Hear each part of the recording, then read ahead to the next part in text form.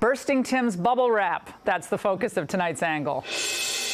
All right, we're about to watch the first and only vice presidential debate of the election season. And know this, Tim Walz is a congenital liar.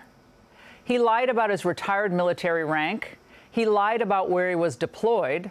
And he allowed others to misstate those facts, giving the impression that he was stationed in Afghanistan, and of course that he retired as a command sergeant major. He even lied about being a football coach, a high school football coach. He was an assistant coach. Okay, who cares? So why lie? He has such a problem telling the truth that now we're wondering if he's lying about his lying.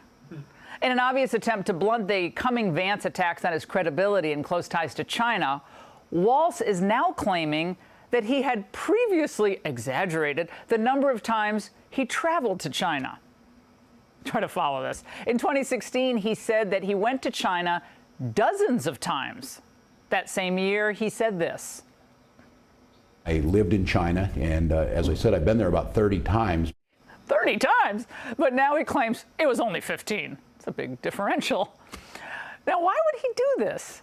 Well, because most normal people would think it's really odd for a candidate for the vice presidency to feel so close, so connected with communist China. Of course, it's a brutal dictatorship that persecutes religious minorities and dissidents. No biggie. And now Congressman Jim Comer is telling us that whistleblowers are coming forward to reveal more about the true nature of these trips. Very disturbing. And that's not all. We're learning about another Walz lie, courtesy of the Washington Free Beacon. Now, always trying to burnish his resume. Don't you love people like that? Walz had claimed over the years to have been in China during the Tiananmen massacre in 1989. I was in Hong Kong on June 4th, 1989, when, of course, Tiananmen Square happened. The opportunity to be in a Chinese high school at that critical time seemed to me to be really important, and it was a very interesting summer, to say the least. But the truth is, he was in Nebraska, where apparently it wasn't as interesting. Now, of course, there's another reason why they wouldn't let him do interviews. This is just obvious, and why he avoids reporters like the plague. The Washington Post reported that he's a surprisingly bubble-wrapped campaigner. Well, it's not surprising at all. The Harris people know he's a huge negative, and because apparently no one knows how to vet VP contenders, they can't let him do interviews because his background is so shady. Thus, all they can do leading up to this debate is lower expectations, and it's been something to behold. First, Walz supposedly let it be known that he was nervous about the Vance matchup, just what you want in a VP. And now all of his friends at Axios are claiming that some Democrats are in a state of panic about how Walz will perform tonight. They note that Walz has a tendency to get heated when attacked and to ramble and trip himself up in unscripted settings.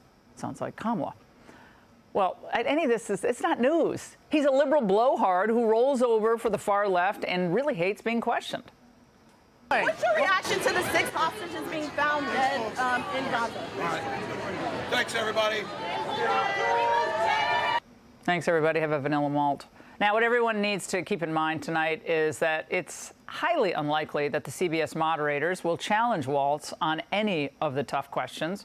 They might go around the edges a little bit, but I have a belief that they'll probably work to protect him every chance they get. If the past is prologue, they will let him ramble on about all the good folks that he's had the chance to meet along the way and how Washington needs a little Minnesota nice.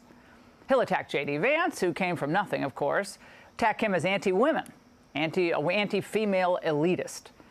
And after it's all over tonight, the New York Times, the Washington Post, and other media outlets will all declare that Tim Walz won because he was more relatable. But at a time of crisis at home and abroad, we need a vice president whose judgment and intellect is exceptional. We're not voting for an assistant coach or best buddy or a high school history teacher, as wonderful as all those positions are. We're voting for the candidate whom we can trust to be able to step in if something should happen to the president. And do we really want this man to be a heartbeat away from the nuclear codes? In Minnesota, he bowed to almost every demand. he supported almost every left-wing agenda item. And as VP, yes, he would do the same. From letting his city burn in the summer of 2020 and calling in the National Guard too late, to supporting a so-called trans refuge law that gives the state the right to nullify parental rights, allowing abortions of babies through the 9th month of pregnancy and refusing infants medical care if they're born alive after an abortion attempt. Of course, signing legislation to not only give illegal immigrants the right to get driver's licenses, but also free college tuition. But in the end, Tim Walz always focuses on making one group, the far left, very happy. My pronouns are she, her. I represent District 66A in the Minnesota House of Representatives, and I am the chief House author of House File 146, Trans Refuge Law, which is being signed into law today by Governor Walz. Well, don't be fooled by the aw shucks demeanor, because Walz is an extremist. Is there any daylight between him and Ilhan Omar, the congresswoman from his home state? If there is, I don't see it. Maybe he'll show us some daylight tonight. Remember, the purpose of these debates isn't to highlight substantive differences between the candidates or to give equally tough questions to both sides. Debates today, sadly, are simply another opportunity for the media to proclaim how great the Democrats are.